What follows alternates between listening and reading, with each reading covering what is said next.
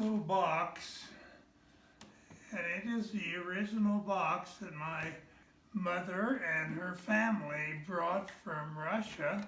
In this box,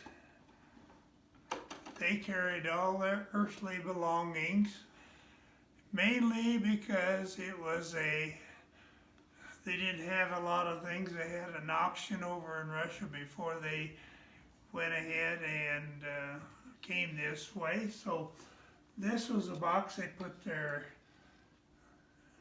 Bible in, probably some black bread or some bread that would keep, and probably some cheese, and that was all that was in here. And of course, a few personal documents that they wanted to take along with them. And when before they could leave Russia, they had to have a document like this. And this is the original document. What it goes to like a pastor filled this out, and they trusted pastors at that time over there, so it was like a notary public, and it listed all the people that were coming over and their dates of birth and their ages, and what else did it have on there? That's about it, but they had to have that in order to get their passports. They had an auction and sold all the stuff in Russia, and was able to decide that they was coming to this country, the United States.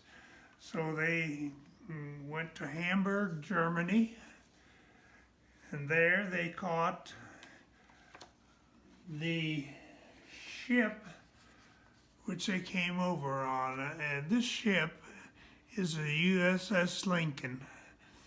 And my mother, your grandma, has told us that the conditions are really horrible on that ship. Just about everybody was sick, and the only way they could eat anything was they had a lot of dill pickles on that ship, and they ate dill pickles. They couldn't keep anything else down, but dill pickles, for whatever the reason, was able to settle their stomachs so they could go ahead and travel. I think it took them somewhere around 13 or 14 days to come to the United States. When they got here to the United States, here's where they landed, Ellis Island. And I was fortunate enough to have been able to go to Ellis Island. Christy and Greg and my wife Janice took me to Ellis Island, and one of the things I remember very, very vividly was I talked with one of the, basically I guess he was a guard or one of the personnel there, and he told me, he said, "Do you see these steps? They got these little grooves worn into them. From the steps of possibly your grandpa and grandma made those steps, part of those steps, because they all had to go upstairs after their name was called, and they had to go through physical examinations. Physicals were there's something you had to do. If you had glaucoma in your eyes, you were turned away. You either went back to Russia or you went to South America. Many people who had it decided to go to South America, so there's a big contingent of Germans that went to South America. Also, this was kind of embarrassing to the women and men, because the women had to bare their breasts so they could check them for whatever they were checking for. And most of the time they had to strip clear down, and the men had to strip clear down, and they examined them, and they passed the examination.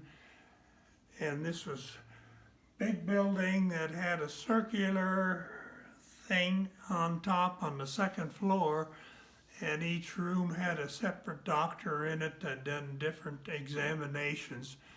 And when they got to the other side of the hallway, they passed their examination. They didn't have to go back to the front of the line again or whatever. So, needless to say, they were there for a while. While they were there, my Uncle Jake, Mom's brother, got mumps, and they sent him and Mom's mom to the hospital, which was right on the same grounds, and they took care of him there, and there was about 30 days in Ellis Island before they were able to make the rest of their journey on into Kansas. Mom came over with her family in the year 1912, and they ended up in Kansas on April Fool's Day. And the uncle who was supposed to meet him, when they got hold of him and called him, they obviously had telephones there, and he thought somebody was playing a trick on him, so they did not have anybody there to meet him. But they finally hooked up to one another, and so they worked for another year, or for a year, with their uncle there, and then they went to work for the railroad. So that's the first part of our story.